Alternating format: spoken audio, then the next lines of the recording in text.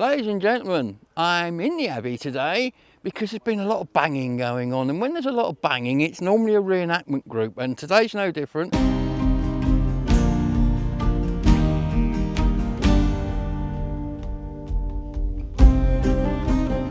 I'm here with Mark from the very famous Taunton Garrison. Taunton Garrison, yeah. The one and only. How are you, Mark? We're pretty good. It's pretty hot, but yeah, we're enjoying ourselves. Because these ain't cool wool uniforms, are they? Full wool, so full wool. Lovely in the winter, but not great in the summer. No. So what are you doing here today? So today we are portraying the English Civil War and Glastonbury's role in the war. We are a group of royalists today. We've been firing muskets, been firing cannons, and generally having a lot of fun. So are you always royalists, or do you sometimes be roundheads? Yeah, sometimes when we've got a lot of people in the group, we'll have a skirmish between roundheads and royalists. With my hair or lack of, I've got to be a roundhead. You've got to be a roundhead, yeah, because the helmet fits better, doesn't That's it? Yeah. So what are we going to see exactly this afternoon? Because I see over here we've got some pieces arranged firing down range there. So first of all, what we're going to do, we're going to be firing the muskets, a mixture of matchlock and flintlock, which are being used in the English Civil War. And then if you pan across to the cannons again, we've got a robinet, we've got a falconet, and the big one on the end, that's going to be a wall gun. The wall gun, they're all very, very loud. Presumably called a wall gun because it fires at a wall, yeah? Fires from a wall. So if you're a defender from in a castle, you could wheel it back away from the wall, so you're out of danger. Once it's loaded, you can wheel it up to the wall, take a pot shot, and then wheel it back in again. So hence a wall gun. It's the wall gun. I must admit, I've not seen one of those before. No, that's a first for me. They're pretty rare. It's pretty much apart from the barrel handmade by our master gunner Barry, who's going to be talking you through it. So yeah, we're really lucky to have a piece like that. Really good. Well, we'll be watching that, ladies and gentlemen. Absolutely. Don't you worry. Yeah. And I understand the barber's here now. Speaking as someone who needs a haircut, I don't really want to go to this barber, do I? I would say you'd have to pay for his services. Obviously, he's more than likely to give you an infection, which you'll probably die from. So if you can do without having a haircut for a week or two, I would say probably a good idea, because they were surgeons as well, weren't they? They were, yeah. They were pretty grubby. All his tools are covered in blood and rust, and he didn't clean them because a sign of a clean tool meant he had too much time on his hands to clean his tools, so he wasn't very good. So if he was too busy to clean his tools, he was obviously very good at his job. Well, thank you for taking the time for us. I'm looking forward to seeing these guns go bang bang. I must admit my cats don't like them. No, I live just over there and they're not impressed. But hey, ladies and gentlemen, you can make them happy some of the time, just not all of the time. Absolutely. Thank you very much. Thank you, Gabriel. Always a pleasure. Thank you. Are you firing that?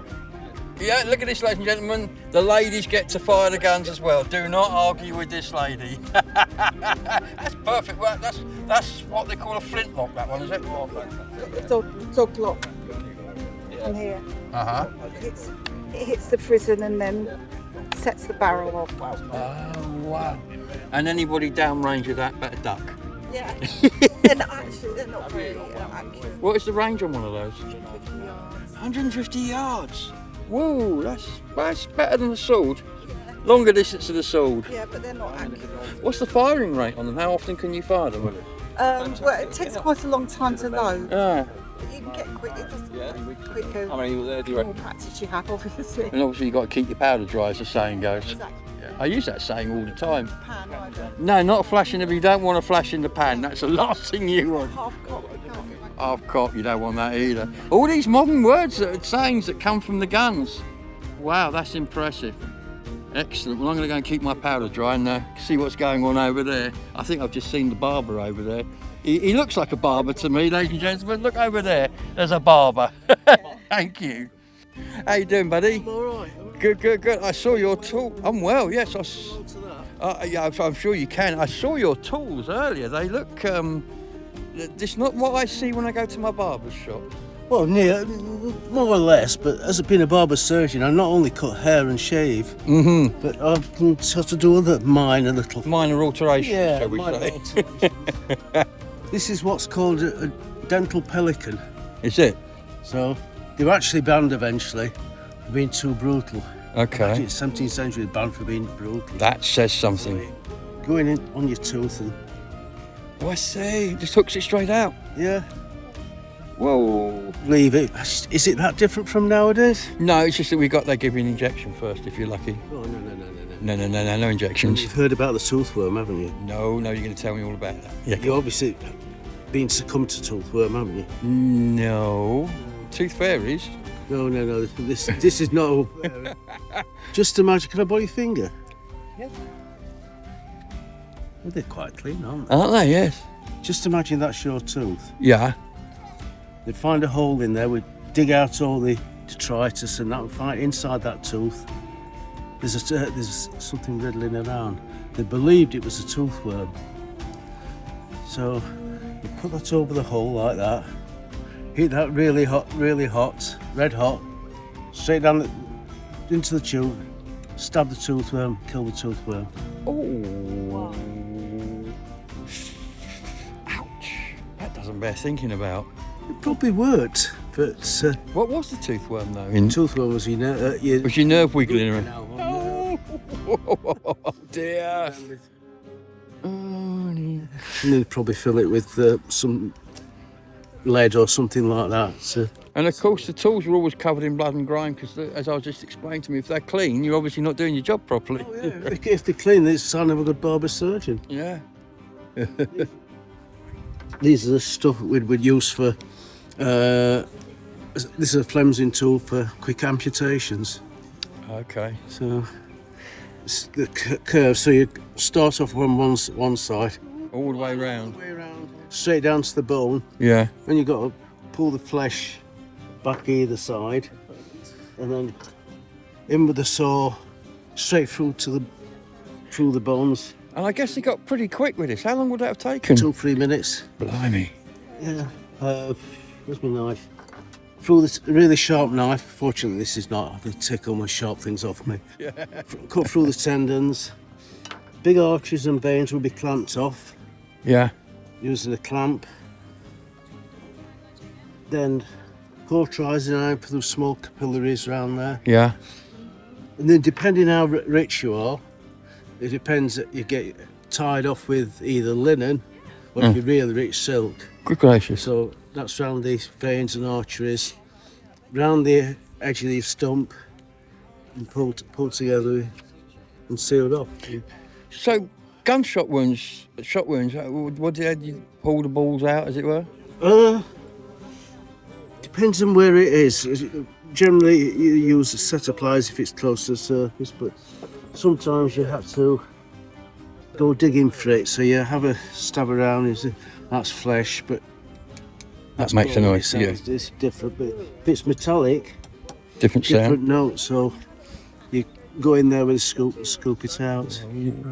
I haven't got a musket ball extractor, but sometimes you could. The lead was so soft in those days, you'd be able to screw it out. Oh, wow. Pull it out. And you sort of stitch the wound up and hope for the best. Well, thank you for that. I hope I never need your services, is all I can say. At the end of this, if we were out in the middle of nowhere, You'd be better than nothing. this is what. This or death. This was it.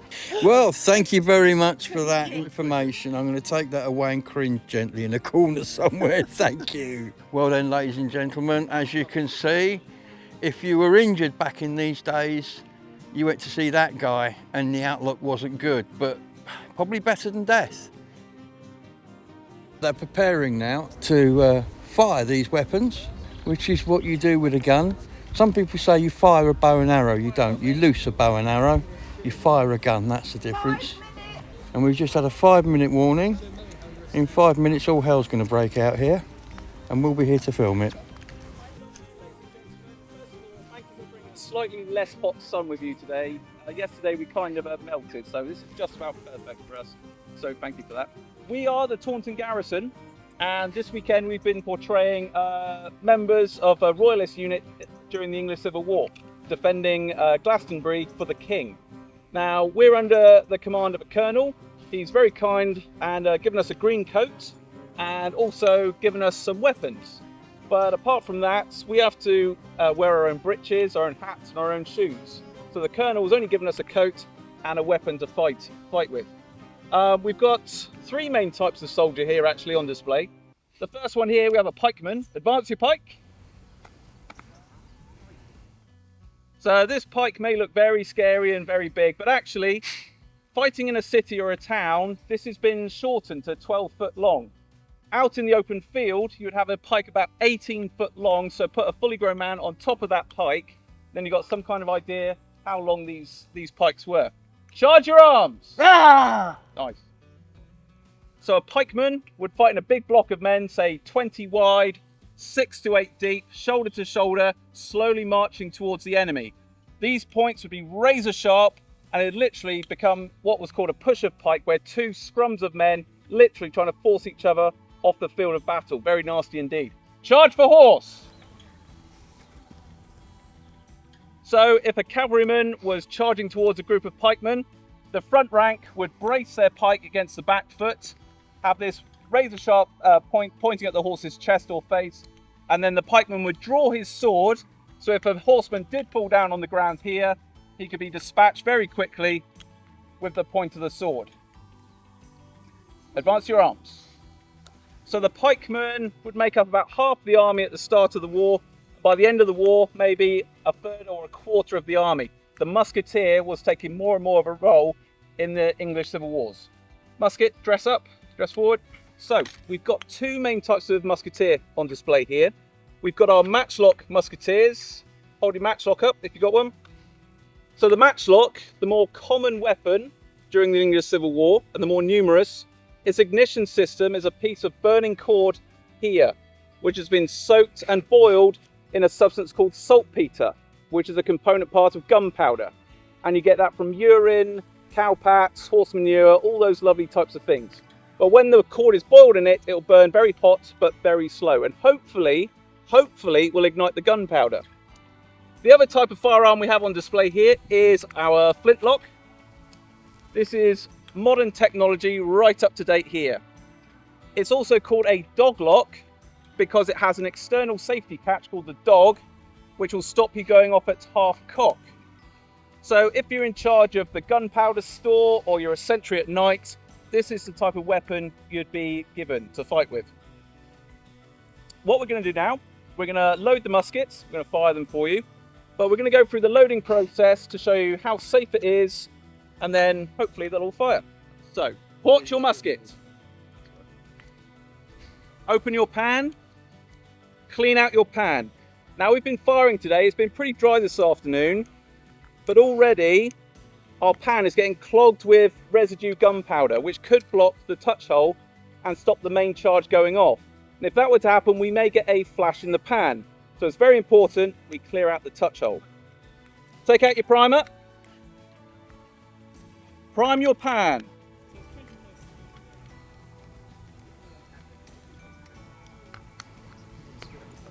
Put back your primer. Close your pan. Knock off and blow off any loose powder. Cast about. So you may see inexperienced musketeers, especially with a match. They have their match there, the muzzle of the musket very close to their face, and then they're pouring gunpowder into the musket there. Recipe for disaster. So it's very important we keep the musket low, the match as far away as possible, and then we charge our musket. So gunpowder goes down the barrel.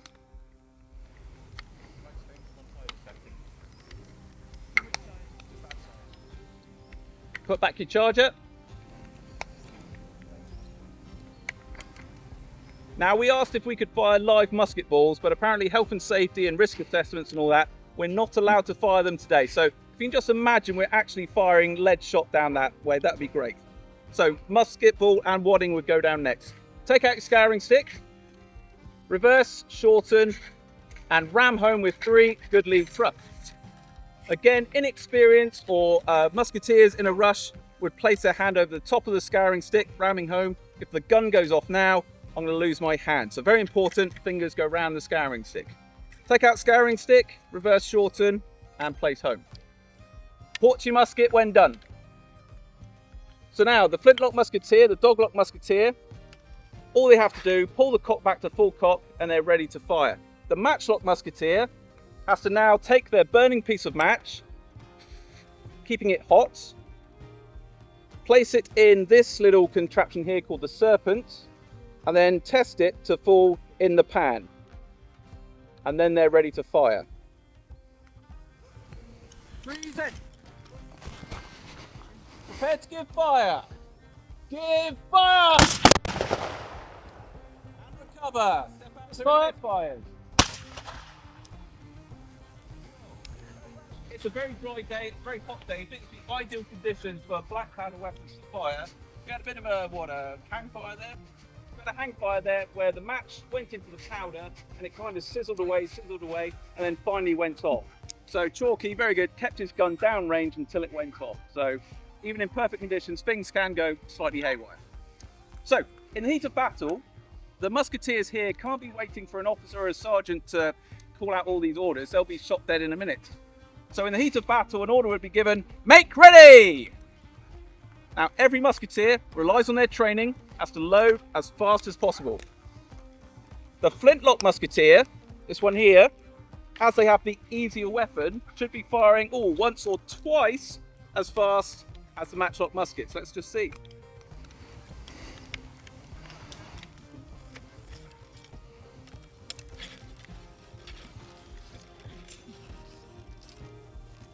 These two are husband and wife, by the way, so let's just see who's quickest.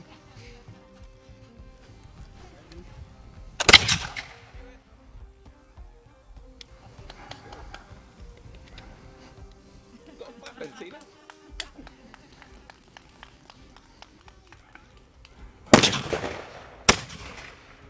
Two hang fires. We'll save the loudest for last. Come on, Barrow.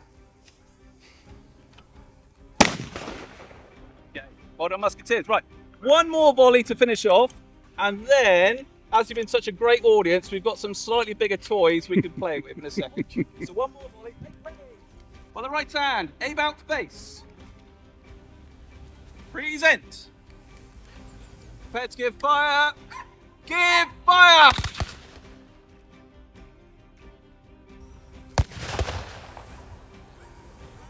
Well, ladies and gentlemen, lots of big bangs going on there. Bear with us, ladies and gentlemen, while I get my crew back. We've got 3 guns here. The smallest gun on the end here is called a robinet. It fire a half-pound shot, and it could fire it literally 3/4 of a mile. The solid shot is easily manoeuvrable because it's a small cannon, so we'd have a crew of 3 or 4 dragging it around the battlefield to where we want it to be, take a shot, move it back to another position, reload it, fire it again. The one in the middle, slightly bigger gun, would fire a 1 pound, 1.5 pounds or 2 pound shot. It's a leather-bound gun. They wanted a light gun but a powerful gun, so they made the barrel thinner, and what they did then afterwards was wrap it in rope and wrap it in leather and hope for the best. Hope it didn't blow up during the firing sequence. So hopefully today that won't happen, but we never know. Scour the barrel! So we're scouring the barrel. We're going to presume we just fired it. There might be a bit of debris still down there from the powder bag or the wadding. So in it goes. Let's scour the barrel and check it. Now they can take it out on mop. It's a wet mop. We've had a bit of problems with mop and the weather, but some of them have disintegrated. So we're being very careful and using both of them to load both guns.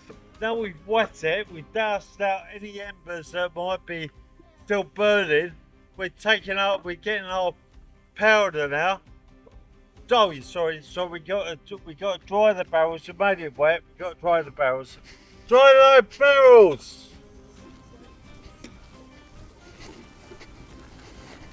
Clear. Okay, now we're taking our powder.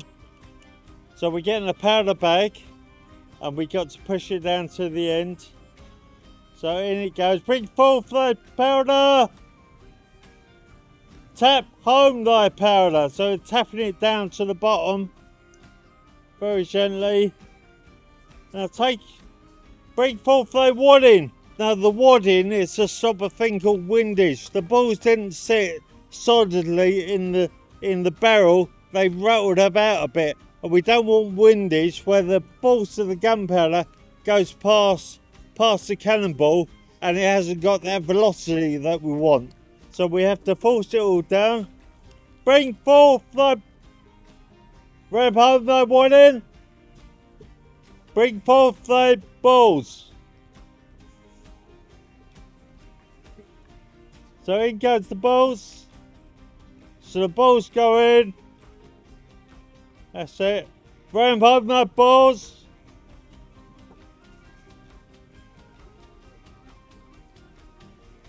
Okay. Right, prick thy piece. So the piece is being pricked now. Can we prick the last piece? Prick the piece. So we're going to be firing all three. So the bag is now pricked and now we got to prime. Prime thy piece. Okay, just bear with us because we have to make sure everything's perfectly safe before we fire. So we're going to be firing from left to right. So we're starting off with the robinet and we're going to fire the robinet first. Prepare to give fire!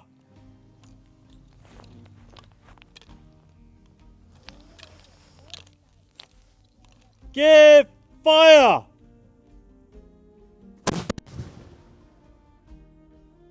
Give fire!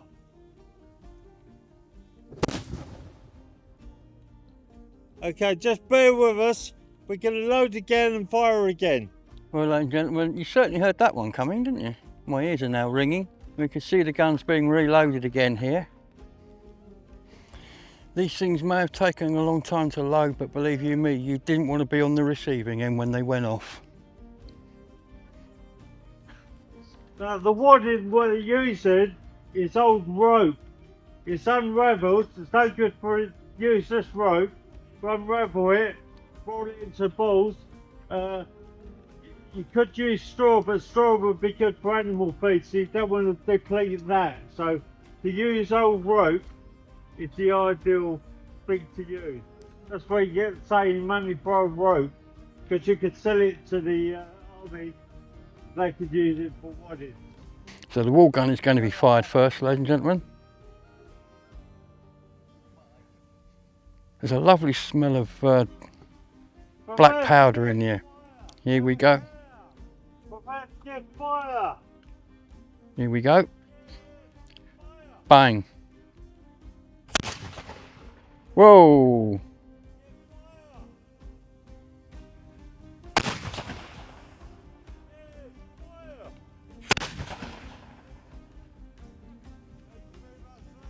Brilliant, absolutely brilliant. That was an amazing display there, everybody. Hope you enjoyed that. Thanks, guys. Really, really good. I'm surprised how loud that wall gun was. Yeah. Did you see that rattling in the breeze? It's incredible. Fantastic. Thank you very much for today, guys. Thanks for being here. Pleasure. So imagine you've loaded, the charges in the barrel down there. Once you're ready, open the flash pan, prime the powder, blow off the loose stuff, bring it back. Put your match in the serpents. Right. Make sure it's going to hit the centre of the pan there. Yeah. And when you're ready to fire, give fire. Bang. One shot, each one of them. So, and what you would do after you'd used all your bottles up, you would take the bandolier off, hold it in the air, and there was children, 8 years old little boys running around. They'll clip the spent bandolier and give you a fresh one. Wouldn't being stood up waving that around in the wind make you a bit of a target for the guys on the other side with the same things? You know, and there was quite a lot of accidents happened where one of these sort of caught fire, Oh. exploded, and it started a chain reaction. Oh, not nice. So you could just imagine. Yeah. You'd be like a Where's that surgeon? firework. Where's the barber? Here he is. We just talk about when these go bang, when you're wearing them. Yeah. Oh, we might as well just put the weapon down as well. Right. Take it all the way down. Don't knock me flying. Right? Don't knock me flying. Should right in. There we go.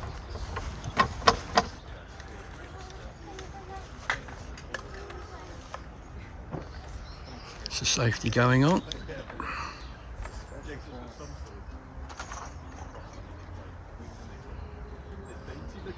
There goes the match, been lined up so it hits the hole.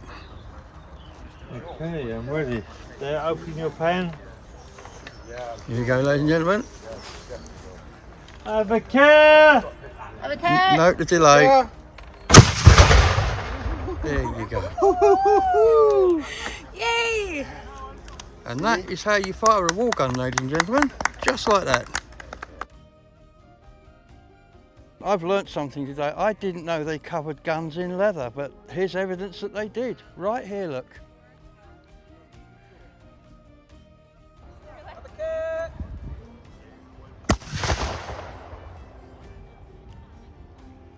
a care. What was loudest then, the bang or the have a care? I don't know, we'll have to check that on the meter later. Have a care, I think. Hello, Saren. Nicely done. Well, ladies and gentlemen, that's the end of the display from the wonderful Taunton Garrison who are gathered here behind me. Thanks again to them. Thanks to the Abbey for this being a free display for people to come in and watch. Although my cats won't thank you because I live just behind the wall over there and it rattles around the house a bit. But hey, what a great display. What a wonderful bunch of people. Thank you for watching the video. We'll see you on the next one whenever that is. And in the meantime, don't get shot. Bye-bye.